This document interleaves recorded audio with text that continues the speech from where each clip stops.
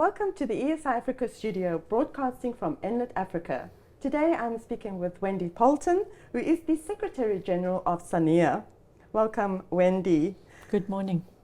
So, Wendy, SANEA is looking to stimulate original thinking in South Africa, specifically in the energy sector, obviously. So what are the recent innovations around power and energy that has drawn your attention as well as that of SANEA? That's a great question because I think there are a number of them. I think the one, SANEA tries to look a little bit longer term, so we not just looking at the burning platform of energy security right now. However, there are a number of innovations around energy security that we're starting to see, especially on business models of people rolling out renewable energy as a result of load shedding and the ramp up of UPS devices and things like that. So a lot of innovation around business models and distribution channels. In the longer term, we're seeing the emergence of green hydrogen as a big point for South Africa. And there, I think the real innovation we're going to have to think about is how do we ramp up our renewable energy fast enough to be able to meet our current energy crisis as well as deal with the additional renewables we would need for any hydrogen projects. And we're also going to have to innovate about how we localize. We have a lot of the minerals, depending on which technology wins the technology race that's going on at the moment on electrolyzers and a number of other components of green hydrogen and PTX products. We have big opportunities to be able to localize some of those value chains and produce some of the components in a manufacturing environment in South Africa.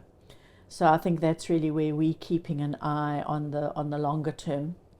And I think in the medium term, it's really being innovative around some of the policies that we need to create an enabling environment for these things to flourish and grow. And that is something I think we really, as SANEA, we keep reiterating. It's about having integrated policy that enables all of this. Yeah. So top of mind right now, obviously for South Africans, is load shedding.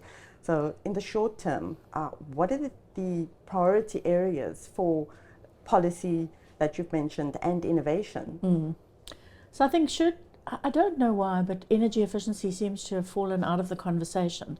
And it's so important right now given load shedding. If we can do really good innovation on energy efficiency and implementation of it, we can take thousands of megawatts off the grid, which can help with reducing the number, whatever stage of load shedding we're on. So I really think we need to think carefully about where we've had successes in the past on energy efficiency and how we can ramp that up and ramp it up really quickly. And then I think the other innovation area around load shedding is how we cope, and particularly how we support small businesses that can't afford to put solar in or even a big UPS to be able to run their business. How do we support them through these kinds of load shedding periods? I think they are the backbone of a lot of our economic growth now and in the future. And I think they're really suffering under energy efficiency, under load shedding conditions. Yes, yes. And energy efficiency for them is also something that they could implement. Absolutely. I think energy efficiency, but I think more for them, it's how to support them during load shedding itself. So UPSs, maybe it's tax breaks on, I don't know, whatever government can do to help support the SMME. Yeah, I'm so glad that you mentioned tax breaks on the tools that can help them. That would go a long way. So SANEA also hopes to strengthen its professional energy network through some knowledge sharing.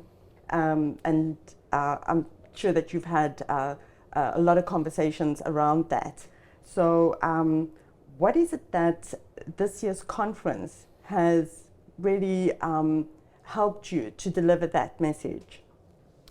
I think in two areas where SANEA really wanted some key messages to get out. The one is around our annual energy risk report that we put out every year. and I spoke about it quite a lot yesterday on the panel that I was on, so that was a wonderful platform to do that.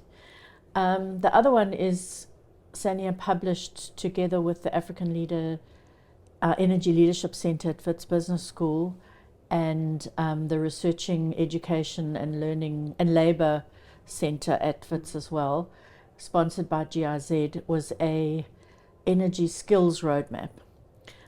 Because I think for me, one of the big messages to this conference is we tend to talk about technologies and we forget about people. And it's people that drive everything.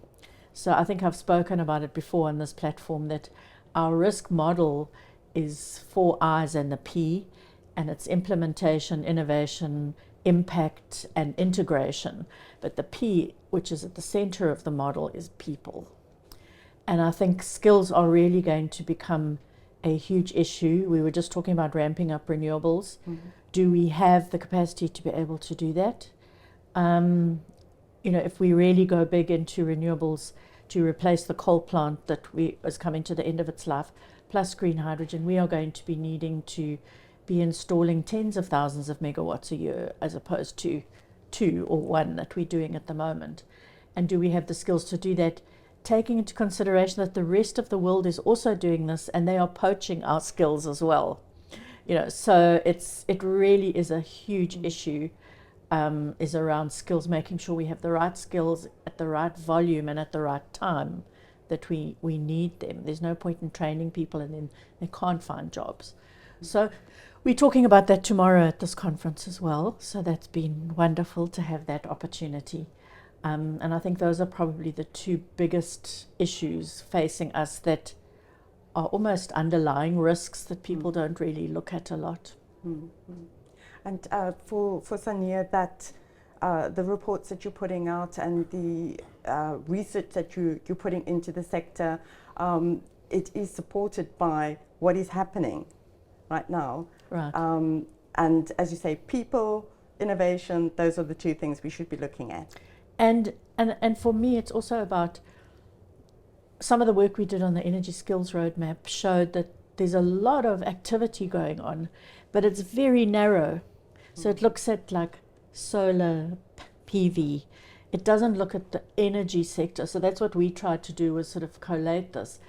And for me, it's that looking for integration where we can collectively make a big impact instead of all working in our own little spheres and not wanting to share.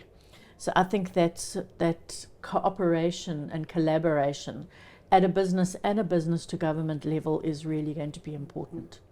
Thank you so much, Wendy, for sharing that. Thank you. And to our viewers, thank you for watching. Stay tuned for the next video.